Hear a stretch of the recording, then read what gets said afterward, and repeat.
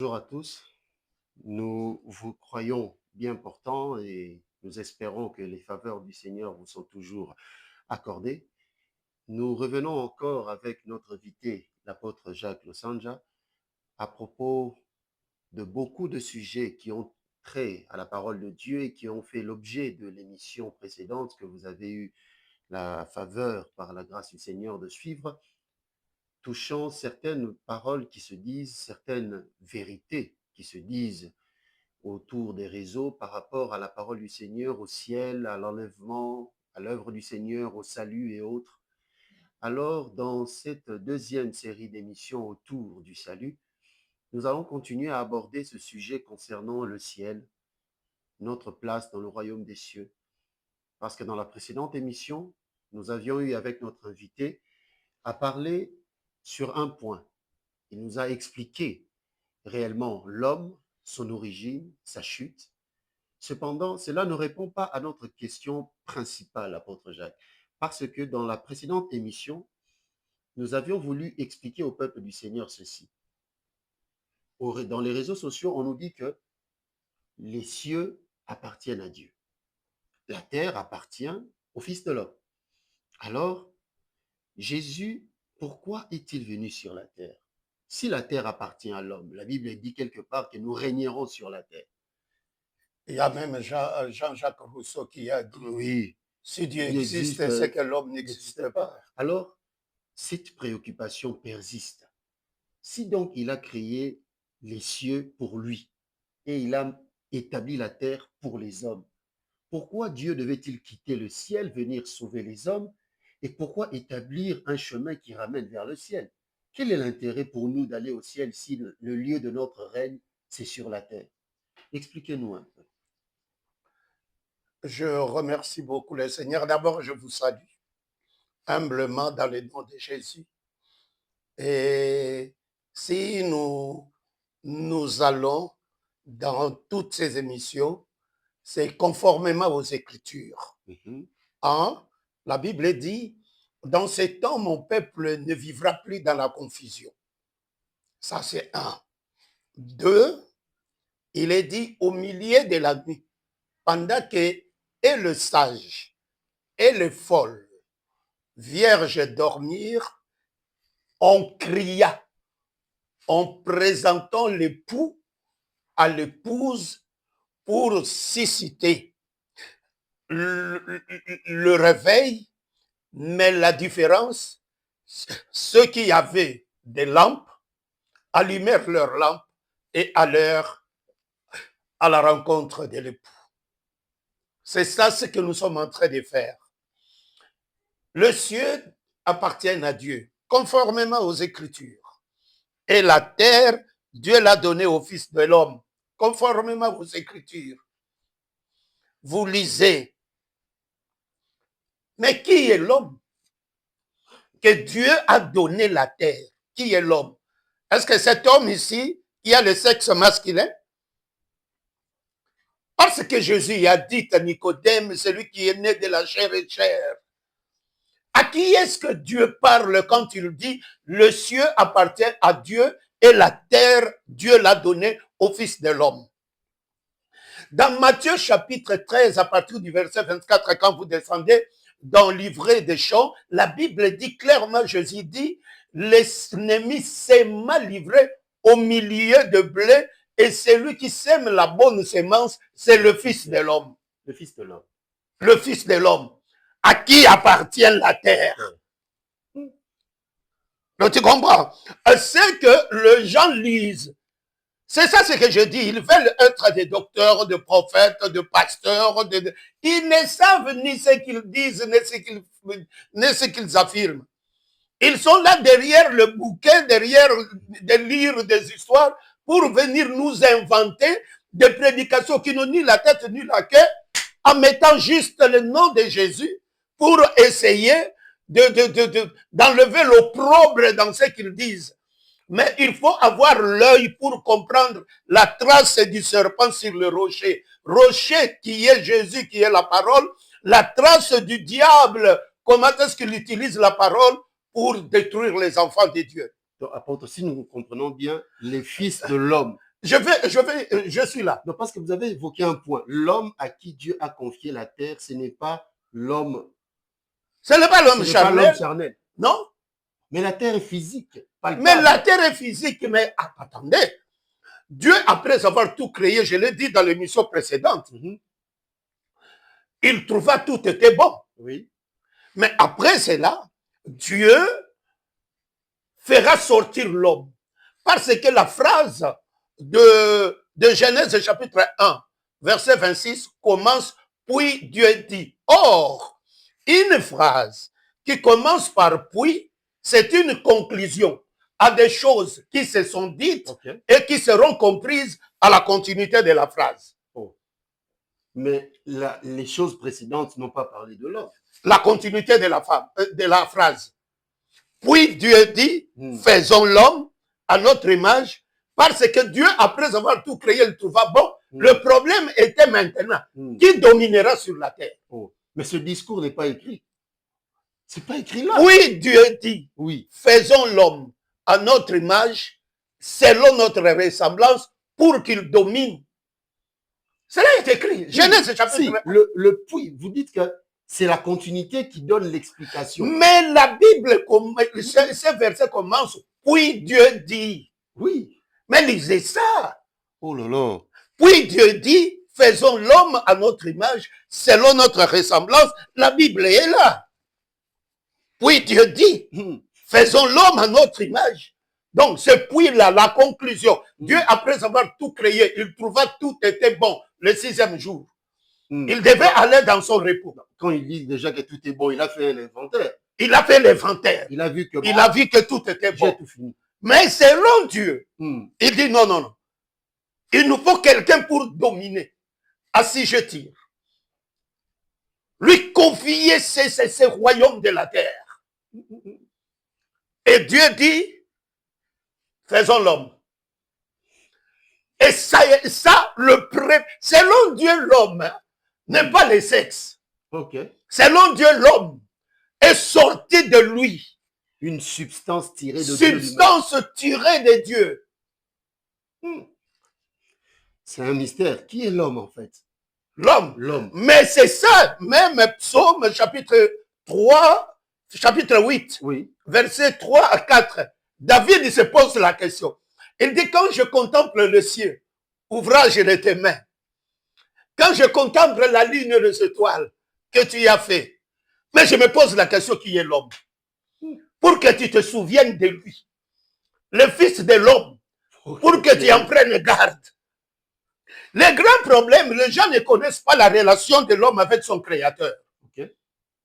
C'est ainsi que je le répète qu'en Jésus, nous ne recevons jamais un nom, mais nous recevons la vie qui était auprès du Père. Quand les gens disent le nom de Jésus chasse les démons, mais ça ne chasse pas les principautés, parce qu'ils ont l'ignorance de la personne de Jésus. Vos principautés là, ce sont des histoires que Satan établit sur la terre. Et Jésus a très bien dit avant d'aller à la croix, j'ai vaincu le monde. Mais posez-vous la question, il l'a vaincu où? Parce que quand vous entrez dans la maison d'un homme fort, il faut d'abord lier cet homme fort. C'est ainsi que Jésus est venu au baptême. Et je vous dis à vous, théologiens, écoutez-moi très bien, que Jésus n'a pas été baptisé, mais c'est l'agneau qui a été immolé, parce que Jean témoigne, voici l'agneau de Dieu, voici celui qui ôte le péché du monde. Mais comment ça? On a appris que Jésus s'est fait baptiser. Il y a un mystère, il y avait un mystère dans le Jourdain. Mais quel mystère encore? Josué, après la traversée de Jourdain, rappela 12 princes d'Israël pour construire l'autel au milieu du Jourdain. dont aucun animal n'a été offert. L'eau couvra. Parce que l'animal qui sera offert, nous donnerons la guérison et la paix. Non, Jésus. Et ça sera les traversées. Même Élie, avant de monter au ciel, il est traversé par là. Oh Oui. Donc c'est un acte prophétique que Josué fait poser. Josué veut dire l'Éternel sauve. Oui. Il le pose, je reviendrai sauver par l'animal qui sera offert ici. Gloire à Dieu. Il faut comprendre très bien Christ. Les grands problèmes, vous ne les comprenez pas. Les grands problèmes, vous ne les savez pas. Il faut comprendre la relation qui unit l'homme avec Dieu. Dieu a fait sortir l'homme de lui. Et c'est cet homme-là qui est selon la ressemblance de Dieu. Dieu se ressemble à sa parole. C'est cet homme-là que Dieu confie à la terre.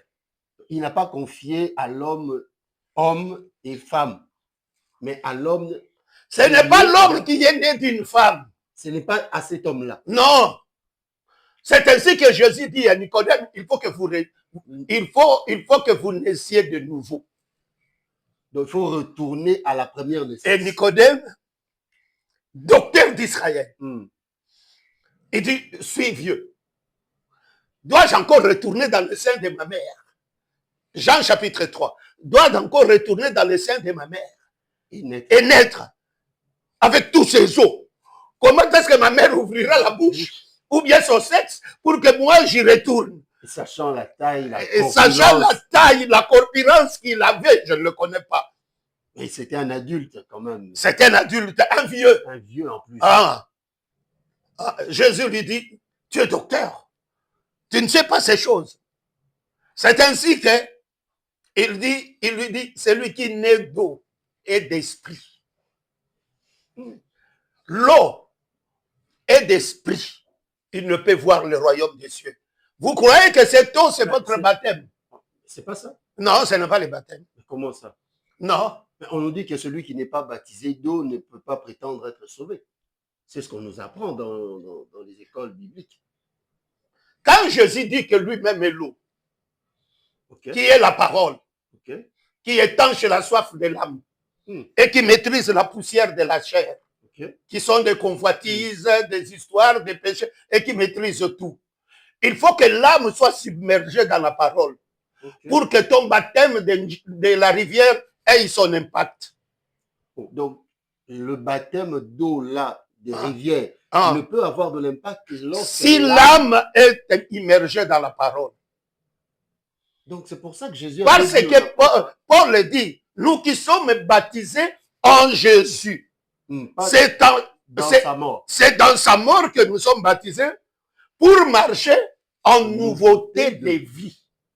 C'est à l'homme-là que Dieu a donné la gouvernance de la terre. C'est ainsi que je vous regarde en face et je vous dis, Dieu a laissé son église, sa parole sur la terre pour tailler les âmes, afin que celles-ci puissent retourner à l'image de celui qui les a créées. La Bible parle dans Colossiens chapitre 3, verset 10. Ayant revêtu l'homme nouveau, qui se renouvelle dans la connaissance pour atteindre l'image de celui qui l'a créé. Vous comprenez? Vous retournez à l'image de celui qui vous a créé. Et Dieu a placé ses dons ministériels, pasteur, prophète, évangéliste, docteur, prophète, apôtre, tout ça. Dieu les a placés avec un seul objectif, pour le perfectionnement des saints. Vous ne perfectionnez pas les saints pour qu'ils atteignent l'image de Jésus homme. Comment voulez-vous dire que... Je ne comprends pas. Mais apôtre, s'il vous plaît, si nous vous suivons très bien, venir à Jésus, c'est l'homme qui retourne vers son Créateur pour que ce Créateur fasse un travail en lui. Regarde. Les enfants d'Israël quittèrent l'Égypte pour aller à la terre promise. C'était clair. Limpide. C'est leur Pâques. Et nous limitons seulement à dire Jésus-Christ est notre Pâques. C'est ce que nous disons parce que c'est... Mais il faut savoir nous sortons d'où pour que Jésus soit notre Pâques. Qui mange la chair? Est-ce que c'est ta bouche ou c'est ton âme? Oh.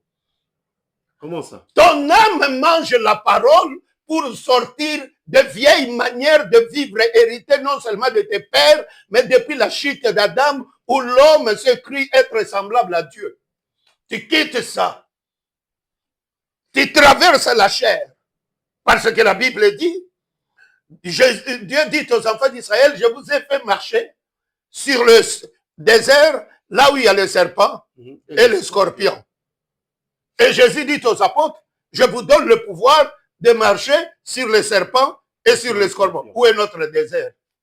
Oh. Donc, il y a un désert. Mais la chair, la poussière de la terre, c'est la chair. Et c'est l'âme qui a été soufflée dans les narines de l'homme pour en faire à l'homme un être vivant. Ayant séparé de Dieu, l'homme est devenu un homme animal. Et quand nous revenons à Jésus, Dieu nous reprend. Quand nous disons je crois à Jésus, c'est le début du travail. Okay. Mais qu'est-ce que Satan a fait? Il a pris les choses que Jésus faisait. Il guérissait les malades, il chassait les démons, il faisait ça. Satan prend ça, il met ça comme la base de l'église. Alors que l'église pouvait avoir une base. Et quelle est la base? Le renouvellement de l'intelligence par la parole. Oh. Tu retournes l'homme dans la parole du Père. Et c'est à ce moment-là que quand Satan te regarde, il craint. Okay. Parce que Satan craint celui en qui il voit le renouvellement de l'intelligence. L'homme s'est renouvelé et il est devenu un avec Dieu selon ce qui est écrit. Approchez-vous de Dieu et il s'approchera de vous. Approcher là, ce n'est pas aller à l'église. Approcher là, c'est ton âme qui s'approche de la parole. Quand je parle de l'âme, je parle de ton intelligence. Il s'éloigne du mal. Je parle de ta sagesse. La sagesse, tu choisis ce que tu dois faire, ce qui est agréable, ce qui est parfait, et utile à Dieu pour accomplir ça. Tes capacités, ton pouvoir, ta volonté, tout en toi. En bref, le moi s'approche maintenant pour que la parole soit sa conduite. Et si la parole est sa conduite, devient sa conduite, cet homme-là, c'est l'homme à qui Dieu a donné l'autorité sur la terre. Parce que, hormis l'autorité que Dieu avait donnée, hormis l'autorité que Dieu avait donnée à l'homme sur la terre, Jésus vint ajouter encore une autre autorité sur Satan et sur tout son royaume. Mais qui doit avoir cette autorité? C'est seulement celui en qui Dieu se forme. Selon Ésaïe 43, verset 21. Le peuple que je me suis formé. Comment Dieu peut employer une phrase dont même le français peut corriger? Le peuple que je me suis formé. Ça ne veut pas se dire. C'est le peuple que j'ai formé. Oui. Mais Dieu dit, le peuple que je me suis formé. Regarde la manière qu'il prend Pierre, pêcheur de poissons. Il dit, suis-moi. Tiens ses faces. Il ne lui dit rien. Après, il lui dit, tu seras pêcheur d'hommes. Après, il dit, comme Pierre ne comprend pas, je prendrai Pierre dans sa sagesse. Il entre, il dit, avance en plein eau et jette le filet. Nous avons pêché toute la nuit et nous n'avons rien. Avance en plein eau. Et pendant que Jésus parlait, tous les poissons étaient dans l'admiration de l'ancien des jours. Oh là là. En disant, quel est l'ordre qu'on nous a donné? On nous a donné l'ordre tous d'entrer dans le filet de Pierre. Ils ont obéi simplement alors. Mais parce que l'homme était là. Et c'est ainsi que Paul prend son stylo, il écrit, la création tout entière soupire et vit dans la vanité selon celui qui l'a fait entrer dans la vanité. Qui l'a fait entrer dans la vanité? N'est-ce pas, c'est l'homme? Il attend avec un ardent désir de revoir sur la terre le Fils de Dieu en qui Dieu lui a ordonné de se soumettre. Okay. Ah. Donc la domination de l'homme sur la création, sur toute la création, ne repose pas sur les prières, sur les retraites, mais simplement sur la restauration de la nature initiale. Montez à la montagne comme vous voulez. Faites toutes vos prières comme vous voulez. Satan ne craindra pas ça. Jésus a terminé 40 jours de jeûne et prière. Qui était venu? Donc, pardon, apôtre. Vous voulez nous dire que... Tu ne me réponds pas qui était venu. Satan. Ouais. Donc, pardon, apôtre. Vous voulez nous dire que Jésus n'a pas accompli tous ces miracles à la suite des 40 jours? Non, c'était la parole, le Fils de l'homme. Il est devenu nous faire voir, voici le modèle de votre création pour que vous puissiez récupérer l'autorité de la terre. Gloire à Dieu. Vous ne pouvez pas récupérer l'autorité de la terre sans cela. C'est ainsi que les gens tournent en rond dans les assemblées. Je ne veux pas parler de l'Église, parce que l'Église, elle est sans tâche irrépréhensible. Ce sont nos assemblées qui ont un problème très sérieux, de manque de la lacune de la connaissance de Dieu. Vraiment, apôtre, nous aimerions continuer sur cette lancée. Cependant, le temps nous fait défaut. On nous informe déjà que le temps nous fait défaut. Alors, nous allons conclure un peu l'émission d'aujourd'hui. Alors, apôtre, avez-vous un mot à dire au peuple par rapport à tout ce que nous avons compris aujourd'hui? Parce que vous nous avez expliqué l'homme à qui Dieu a confié l'autorité et la domination de la terre. Mais à la prochaine émission, nous aimerions un peu que vous puissiez nous expliquer. Maintenant qu'on a compris l'homme à qui Dieu a confié l'autorité de la terre, quel est l'intérêt de Jésus de venir sur la terre pour sauver? Et quel est l'intérêt Il était venu pour montrer à l'homme le modèle de sa création. Alors pourquoi nous amener au ciel? Ça sera l'objet de la prochaine émission. D'accord. Pouvez-vous dire un mot au peuple du Seigneur? Je vous salue dans le nom de Jésus, mon souhait le plus ardent de ne pas me mettre en exergue en exhibant l'orgueil ou bien quoi. Non, à rappeler seulement au peuple le droit chemin. Le droit chemin, dans le nom de Jésus. Amen. Nous vous bénissons par les bontés du Seigneur. Nous nous retrouvons avec vous dans la prochaine émission. Vous avez compris, nous avons parlé de l'homme créé à la nature de Dieu. Ensuite, l'apôtre nous expliquera davantage quel est le rôle de Jésus pour venir sur la terre et quel est le but de notre retour au ciel. Que Dieu vous bénisse. Nous vous retrouvons prochainement.